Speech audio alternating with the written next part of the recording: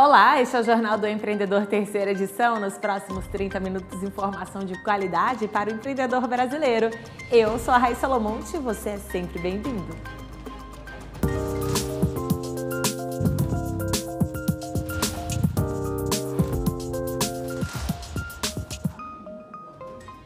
Petrobras anuncia mais uma redução do preço da gasolina para as distribuidoras. A queda foi de 4,3%. Franchise for You facilita contato entre as marcas e potenciais investidores. Brasil quer aumentar as oportunidades de investimentos nos Emirados Árabes. CNI realiza evento em Brasília com empresários dos dois países. Essas e outras notícias você acompanha aqui no Jornal do Empreendedor, terceira edição.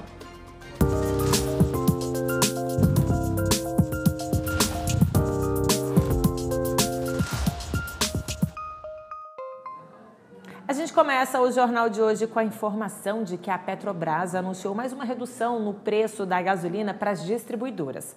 A medida, com essa medida, o litro da gasolina passa de R$ 2,78 para R$ 2,66, uma redução de 4,3%. Segundo o comunicado da Petrobras, esses valores respondem por um preço médio do combustível. A última redução da gasolina foi anunciada pela Petrobras no dia 16 de maio, junto com a redução do diesel e do gás de cozinha. A medida vale a partir de amanhã.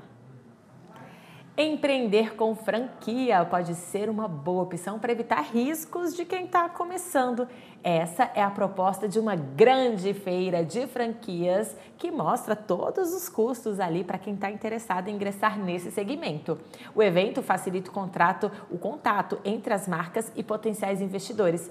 Quem acompanhou tudo de perto foi o André Lage. Vamos ver. Um aplicativo voltado para a divulgação do comércio local. O Bairro Tem utiliza a geolocalização para unir o pequeno empreendedor ao cliente. Serve tanto para produtos ou serviços. O aplicativo oferece desde personal trainer a restaurantes. Bom para quem vende e bom para quem compra. É a tecnologia presente no mundo das franquias. A ferramenta foi criada durante a pandemia, em 2020. Depois de fazer sucesso em São Paulo, agora o criador quer expandir o negócio para o Brasil inteiro, por meio de franquias. A gente tem um valor inicial de R$10 mil, que é a taxa de franquia, mas estamos com uma campanha nacional, estou aqui numa feira aqui em Brasília, por R$3 mil, investimento muito baixo, com um retorno muito alto para o tipo de investimento. Ou seja, qualquer um pode ter o seu jornal do bairro, o seu aplicativo do bairro hoje super acessível. No espaço há ainda esta loja de presentes criativos. São canecas, porta-retratos, luminárias, entre outros produtos. A empresa foi fundada em 2014 em Campina Grande, na Paraíba. É a Love Gifts, que já está presente em todas as regiões do Brasil. E para ser um franqueado, não precisa um grande investimento. A gente vem para expandir a marca para várias cidades do Brasil e sempre buscando formatos de negócio. E a gente criou o formato home-based, que é o franqueado trabalhando de casa, que a gente chama micro franquia, com investimento muito mais baixo, que é a partir de R$ 25.500, como a gente tem vários outros modelos de loja física, estamos lançando agora o container.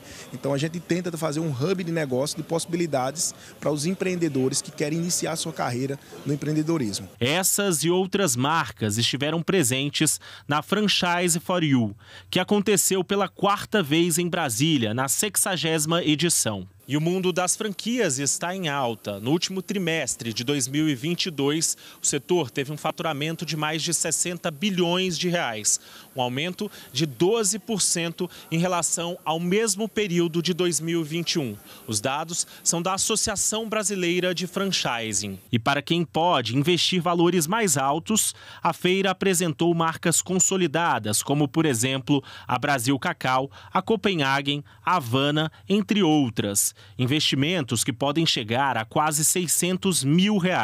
A pessoa vai fechar um negócio com essa franquia, cada uma tem o seu modelo de como atuar. Dependendo do segmento, franquias de alimentação vão ter que ter uma cozinha, tem um investimento às vezes maior, mas essa franquia vai estar dar todo o apoio, vai dar todo o direcionamento para que esse negócio seja um sucesso. A Franchise for You acontece 2 vezes por mês. O evento tem gerado muitos negócios. A próxima edição está marcada para o dia 6 de julho em Salvador, na Bahia. Quem vai ditar as regras é a franqueadora, né, para esse futuro franqueado. Então, eles já sabem o que deu errado, o que dá certo. Então, se você seguir exatamente o que a franqueadora te propõe, é sucesso garantido. É isso aí, tem que pesquisar um pouquinho. E hoje, na coluna Como Investir com Tiago Godoy, ele fala sobre a violência financeira e patrimonial contra a pessoa idosa. Assunto bem lembrado nesse dia. Vamos conferir. Olá, muito boa noite aos amigos do Jornal do Empreendedor. Hoje, dia 15 de junho, é o Dia Mundial de Conscientização sobre a Violência contra a Pessoa Idosa.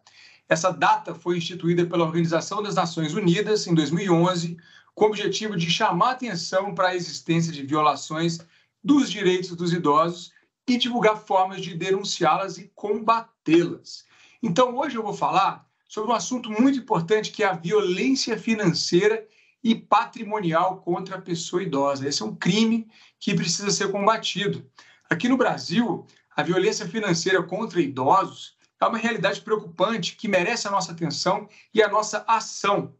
Muitas vezes são os próprios familiares, os cuidadores ou pessoas muito próximas que se aproveitam da confiança e da vulnerabilidade dos idosos para cometerem atos de violência financeira. Esse tipo de crime ocorre quando os idosos, por necessitarem de ajuda, confiam em pessoas que deveriam auxiliá-los, como familiares, funcionários de bancos ou outras instituições. E essas pessoas se aproveitam, então, da facilidade de acesso para se apropriarem ou desviarem seus bens, dinheiro ou até benefícios.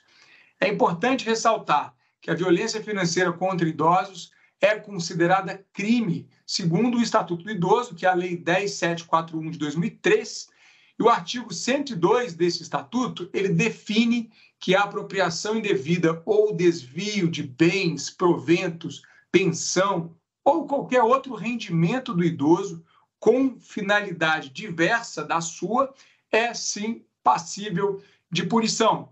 A pena para quem comete esse crime varia de 1 a 4 anos de reclusão, além de multa. Agora, as estatísticas são alarmantes e demonstram a urgência de ações para que a gente possa combater esse problema. De acordo com o painel da Ouvidoria Nacional de Direitos Humanos, até abril deste ano foram registradas mais de 17 mil denúncias de violência financeira e patrimonial contra a pessoa idosa.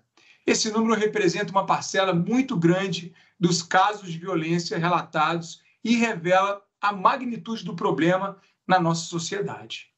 Diante desse cenário preocupante, o Ministério de Direitos Humanos e da Cidadania criou um grupo de trabalho dedicado ao enfrentamento da violência financeira e patrimonial contra a pessoa idosa.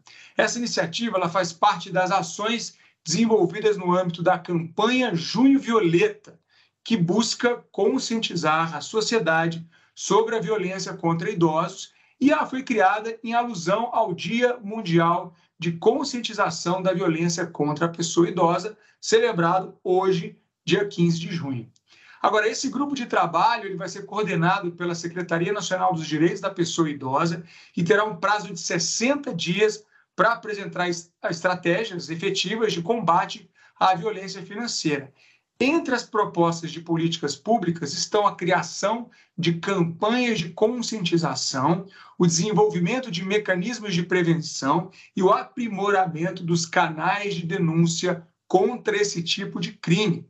Além disso, está sendo buscada a cooperação técnica com plataformas digitais, visando enfrentar os casos de violência financeira ocorridos por meio desses meios. A participação ativa de diferentes atores é fundamental nesse processo de combate à violência financeira contra idosos. É necessário fortalecer a articulação entre ministérios, instituições financeiras, empresas de tecnologia e a própria sociedade civil, para enfrentar esse desafio de maneira efetiva. O diálogo interinstitucional já foi estabelecido com outros ministérios, empresas de mídias sociais e a própria Federação Brasileira dos Bancos, a FEBRABAN, visando uma atuação conjunta em prol da proteção dos idosos. A conscientização e a informação são fundamentais para a prevenção desse tipo de crime. Os idosos devem ser orientados sobre os seus direitos e sobre as formas de se protegerem contra golpes e fraudes financeiras. Além disso, é importante que os familiares, amigos e cuidadores estejam atentos a qualquer sinal de violência financeira e denunciem casos suspeitos às autoridades competentes. A violência financeira contra idosos é uma violação dos direitos humanos e uma agressão à dignidade e ao bem-estar dos mais vulneráveis em nossa sociedade. Somente com ações efetivas e o envolvimento de todos, é que nós vamos conseguir combater esse crime e construir uma sociedade mais justa e respeitosa com os nossos idosos. Então, é nosso dever protegê-los e garantir que eles desfrutem de uma velhice tranquila, digna, livre de qualquer forma de violência. Agora, em casos de violência financeira, é importante dialogar com a família e buscar medidas de proteção. Se necessário, órgãos como o Ministério Público e a Defensoria Pública podem ajudar. Também é importante buscar apoio de órgãos de proteção ao consumidor se a violência ocorrer por parte das instituições financeiras. Denunciar é fundamental. Utilize os canais como o Disque 100, Delegacia do Idoso, Defensoria Pública e as ouvidorias dos Ministérios Públicos. Violência financeira contra idosos precisa ser combatida para que a gente possa garantir a proteção e a dignidade dessa parcela tão importante da população. Vamos junto, então, fazer esse combate contra a violência financeira contra idosos. É isso aí, Thiago. Ótimo alerta.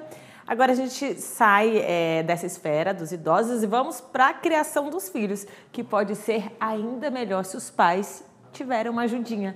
Imagine se essa ajuda vier de um aplicativo. Consultas, horários escolares e até mesmo aniversário do amigo já não é problema com a Zelle. E é sobre essa plataforma que a gente vai conversar agora com a Aline Posen. Seja bem-vinda, obrigada pela sua participação.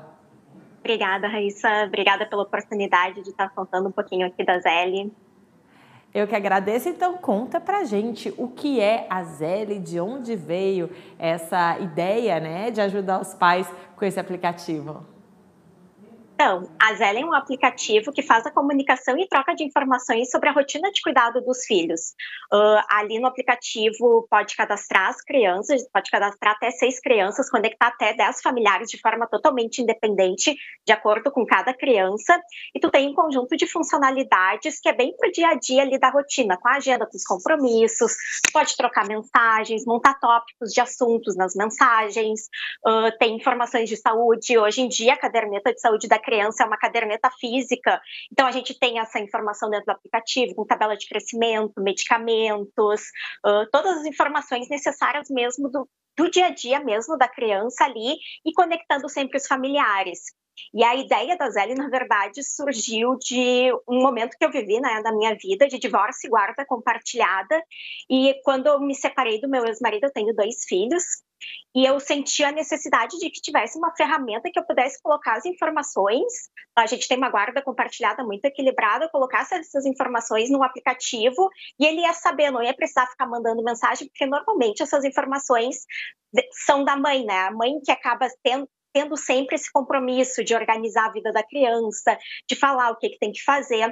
E aí eu fui para o Google pesquisar, não achei, e aí surgiu a ideia da Zelle. A gente resolveu desenvolver 2 anos depois da ideia, por incentivo de uma amiga defensora pública, que quando eu contei a ideia, ela começou a incentivar, dizendo o quanto era importante, que ela sempre se lembrava da ideia do aplicativo, porque apesar da guarda compartilhada hoje ser a lei, né, a regra, em casos de guarda dos filhos, não era muito difícil que a justiça conseguisse chegar a esse acordo porque os pais não queriam se comunicar. Então, a gente acabou levando a ideia do aplicativo adiante e surgiu a Zelle.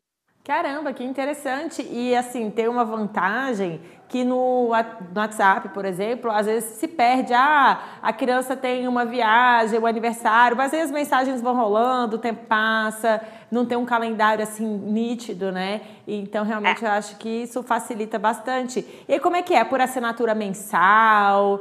Como funciona essa parte? O aplicativo é uma assinatura, quem cadastra as crianças se torna o administrador da conta e ele que pode fazer as conexões, tem 30 dias de uso gratuito, e depois tem a assinatura mensal, que ele é R$14,90, para o plano familiar, que pode cadastrar até 10 conexões familiares, ou R$119,90 no plano anual. Ah, é bem acessível. E aí, só para entender, Não, totalmente. A pessoa que assina é que pode inserir as informações ou o outro que vai fazer o login também pode inserir? Também pode. Pode. Quem está ali compartilhando ali o cuidado, pode cadastrar o pai, a mãe, a avós, babá, tios, quem participa de fato ali da rotina de cuidado da criança.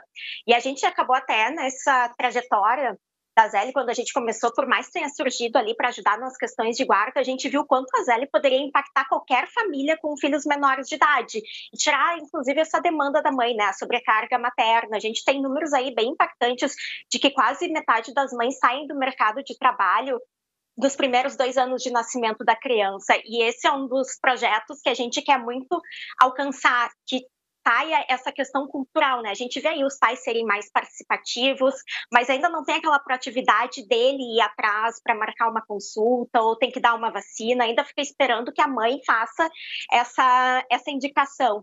Então, com o aplicativo, a gente acredita que tem essa facilidade também de todo mundo ter informação na palma da mão. A gente tem informações ali até de documentos, tem tamanho de roupa, de calçado. Então, qualquer pessoa que tiver com a criança ali, os avós, a babá, quem tiver, tem essa informação de forma muito facilitada ali, direto, né? De forma em tempo real. Que bacana, Aline. E hoje você se dedica só ao aplicativo ou você concilia com outro trabalho? Só o aplicativo. Eu sou arquiteta de formação, na verdade, mas me encontrei na tecnologia, já digo que da tecnologia não saio mais, estou adorando. E a gente e ter um aplicativo, né, que a gente vê que tem um propósito muito grande, né, de zelar pelo bem-estar das famílias, que a gente vê que a gente já está impactando, principalmente a criança, né, que não é nem o nosso usuário, mas que vai crescer num ambiente mais saudável, que vai se sentir pertencendo. Isso é o que nos mais direciona, assim, e mais para mim é a parte mais legal, assim, do que eu consigo hoje empreender à frente da Zelle. Maravilha, muito obrigada, Aline Poulsen, CEO da Zelle. Sucesso para você e uma ótima noite. Até a próxima, Aline. Obrigada, tchau. Boa noite. Tchau. A gente vai para o intervalo e no próximo bloco vamos falar sobre os principais motivos que contribuem para o fechamento das empresas. Não sai daí que eu volto já.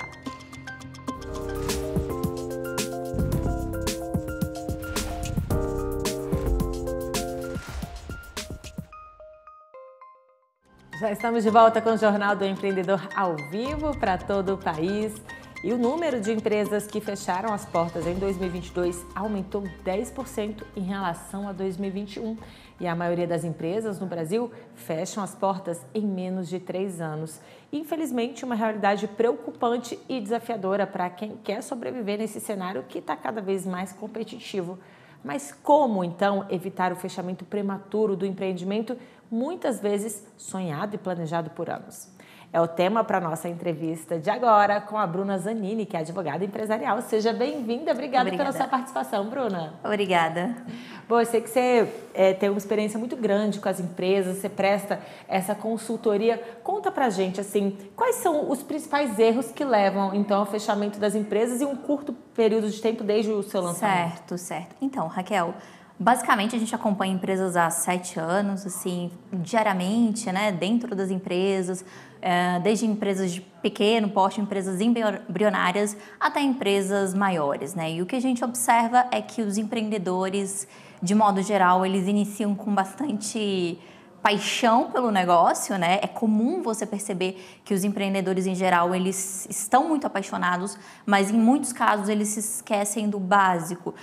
Eu sempre digo que você não precisa saber de tudo ao entrar e iniciar o negócio, mas você precisa se preparar. E o que acontece muito é que muitos empreendedores abrem negócios, abrem empresas e não se preocupam com questões muito importantes, como, por exemplo, a parte jurídica. Questões jurídicas podem trazer, inclusive, impactos financeiros e de gestão que desencadeiam, por exemplo, a falência, o fechamento das atividades. E é por isso que, também por isso, que muitos números crescem relacionados à falência, fechamento de empresas, particularmente o que a gente observa muito dentro de pequenas empresas são empreendedores que abrem seus negócios e, de modo geral, não se preocupam com o depois, com a prevenção jurídica. Uma simples ação judicial, por exemplo, trabalhista, dependendo do porte, pode vir a levar a uma falência de um pequeno empresário, né? Então, tudo isso impacta muito dentro de uma empresa. A visão jurídica ela é muito necessária nesse sentido. Assim. Desde o dia 1, a gente já se preocupar com aspectos relevantes da esfera jurídica para que esse negócio possa crescer, prosperar, ter uma projeção grande no mercado, né? Eu ia justamente perguntar isso. Quando a gente fala assim do mundo jurídico, em relação a processo trabalhista, também tem a questão até de tributação também. Sim. Eventualmente as empresas erram sem nem saber, né, que estão Sim. errando. Sim. É um mundo assim um pouco mais complexo para quem não está acostumado a lidar. Sim. E que às vezes o empresário erra sem nem saber, né? Claro, com certeza. E aí a gente tem uma série de situações que podem levar a essa falência, né? E questões que permeiam o dia a dia. Até contratos com outras empresas. Exato. É comum o pequeno empreendedor ele achar que não precisa de um contrato. Quando aquela vence ali, aquela negociação é descumprida, ele não tem nenhum documento para provar na justiça aquilo que foi negociado, né? E não tem jeito. Quando se trata de judiciário, o juiz vai querer saber como que eu vou provar aquilo. Aí, se você não tem nenhum tipo de documento que, de alguma maneira, traga um lastro para o que foi negociado, você é a sua palavra contra a da outra pessoa, então fica uma situação complicada. Muitas pessoas acabam deixando isso de lado, acham que o investimento é muito grande se comparado ao retorno e fazem negociações completamente fora do papel, negociações ali de boca, exato. Quem nunca viu, por exemplo, aquela questão quando o empresário ele começa a crescer, não quer sair do Simples Nacional, aí ele começa a abrir uma série de CNPJs no nome da mãe, do pai, do filho, ou seja, isso é uma sonegação fiscal, isso é crime, e aí você se expõe a uma situação dessa por conta de um amparo jurídico que poderia trazer melhores cenários para o seu negócio. Então, assim, eu sempre falo, você não precisa saber tudo, mas você precisa se cercar de pessoas que possam te ajudar na tomada de decisão, porque às vezes uma boa ideia que você ouviu um empresário, amigo seu dando, não necessariamente é o melhor caminho. Por isso que existem especialistas, profissionais que podem dar esse suporte. E esse suporte o empresário deve procurar antes de abrir a empresa ou no crescimento da empresa? Em que momento? Bom, vou ser muito sincero, o ideal seria que no dia 1 você já tivesse assessorado por um jurídico, um advogado. Mas nem sempre isso é possível. A gente sabe que são muitos desafios na abertura de um empreendimento. Então, assim, a última das preocupações e o último dos gastos do empresário é o jurídico, né? O jurídico, as pessoas lembram quando começa a dar problema. É verdade. Então, assim, eu não vou ser utópica de dizer para você que é no dia 1, porque geralmente não é. Geralmente o empresário tem o primeiro problema, procura um advogado e aí a partir de então ele começa a ter mais consciência da importância. Exato. É verdade. Exato. Bruna, olha, muito interessante o seu bate-papo, com certeza clareou aí as ideias de quem está acompanhando o nosso programa. Muito obrigada pela sua participação aqui, pelas dicas que você trouxe. A gente espera que os nossos empreendedores passe a avaliar melhor essa questão, né, de ser bem assessorado. Obrigada. Obrigada a você. Ótima noite. A gente segue por aqui. O Brasil quer aumentar as oportunidades de investimentos nos Emirados Árabes Unidos. Empresários brasileiros e árabes também querem estreitar laços culturais e comerciais entre os dois países. Os temas foram discutidos nesta quinta-feira em um encontro aqui em Brasília. Para ampliar as parcerias, foi realizado em Brasília o Encontro Econômico Brasil-Árabes Unidos, com a presença da ministra de Cooperação Internacional, Rein Al-Hassemi. Essa é a segunda vez que a CNI busca aproximação com os Emirados Árabes na tentativa de melhorar o ambiente de negócios para os empresários brasileiros. Foi o que lembrou em seu discurso o presidente Robson Braga, da CNI, patrocinadora do evento. Nos últimos anos, Brasil e Emirados Árabes têm buscado o estreitamento dos laços em diversos setores. O comprometimento dos dois países para melhorar o ambiente de negócios, com certeza, deve trazer resultados positivos para as nossas relações comerciais bilaterais. Nesse sentido, o Congresso Nacional do Brasil aprovou 2 acordos, um de cooperação e assistência mútua em matéria aduaneira e outro para a facilitação de investimentos entre os nossos países. Os acordos, que ainda precisam ser promulgados, visam ampliar o comércio e atender com pragmatismo as necessidades dos investidores, oferecendo garantias legais e mecanismos de solução de controvérsia. Empresários brasileiros e árabes participaram do encontro. Sustentabilidade, segurança alimentar e a COP28 foram alguns dos temas tratados. Robson Braga disse que a indústria brasileira está comprometida com o meio ambiente e que a CNI vai levar para a COP28, que acontece em novembro na cidade de Dubai, muitas contribuições para o esforço global de redução de aquecimento do planeta. Na COP28, pretendemos apresentar projetos bem-sucedidos na área de sustentabilidade, ações que temos feito na Amazônia para atração de investimentos sustentáveis e projetos que podem inspirar planos de outras empresas para a conservação ambiental e para a descarbonização da economia. A ministra Rein Al-Hassemi falou sobre a importância estratégica da parceria com o Brasil na área ambiental para alavancar as transformações necessárias que o mundo precisa. Já os empresários esperam que a parceria Brasil-Emirados Árabes Unidos possa melhorar os relacionamentos comerciais e institucionais. Os países árabes, nesse começo de 2023, ampliaram suas compras no mercado brasileiro e observamos um crescimento de 11% das exportações brasileiras para o mundo árabe, que atingiu a marca até o final de maio de 7 bilhões e 600 milhões de dólares em intercâmbio.